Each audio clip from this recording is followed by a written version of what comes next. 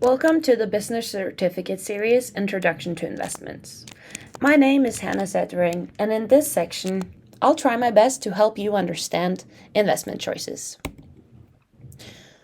Here I will go over a few different types of investments, like stocks, mutual funds and ETFs, bonds, alternative investments, investing in real estate, and cryptocurrencies.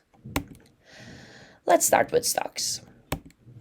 Stocks are a type of security that gives stockholders a share of ownership in a company. Stocks are also called equities. If you buy a company's stock, you'll become a part owner and you'll generally make money if the company does well or lose money if it doesn't. When you buy a stock in a company, you buy a small part of the company. The more stock you buy, the bigger part of the company you own. Why do investors purchase stocks? One reason is for capital appreciation. This occurs when a stock rises in price after you bought it. Then, if you sell the stock, you'll earn money.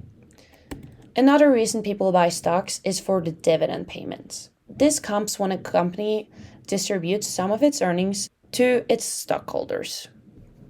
When you own a stock in a company, it usually comes with the right to vote and influence the company. So the more shares you own in the company, the more votes or influence you'll have. So why do companies issue stock in the first place? They usually do it to raise capital. Then they use this capital to do things like paying down their debt, launching new products, expanding into new markets or regions, or enlarging facilities or building new ones. What types of stocks are there? There are two basic types of stock ownership, and that is common and preferred stock. Common stock usually have voting rights and only receive dividends when the board of directors decide to do so. Preferred stock usually don't have voting rights, but they can have a set dividend that the company has to pay them no matter what. And in a liquidation event, they are entitled to get their money back before the common shareholders. What are the risks of stock ownership? Stock prices may fluctuate, meaning that there's the risk of the price of stock going down after you bought it. Then you will lose part of the money you invested when you sell the stock. Another risk is that dividends for common stockholders is not guaranteed, meaning that a company can suddenly stop paying dividends even though they have a long history of doing it. To minimize the risk of owning stock, you can invest in a variety of stocks across different industries or different investment types. This is called diversifying your portfolio. Here's an example of Apple. You can see that over the last 5 years, the stock price have fluctuated. It has gone up and down as the company have performed, bad news or good news, but overall, it has increased a lot in value.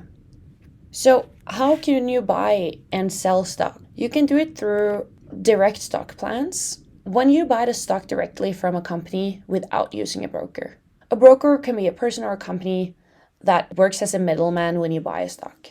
Another way of buying stock is through dividend reinvestment plans. This means that you already own a stock that pays dividends, and instead of giving you the dividends in cash, the plan immediately reinvests as money into more stock. When you use a broker to buy stock, they usually do it for a fee. It can be a percentage of the investment or a set amount per trade.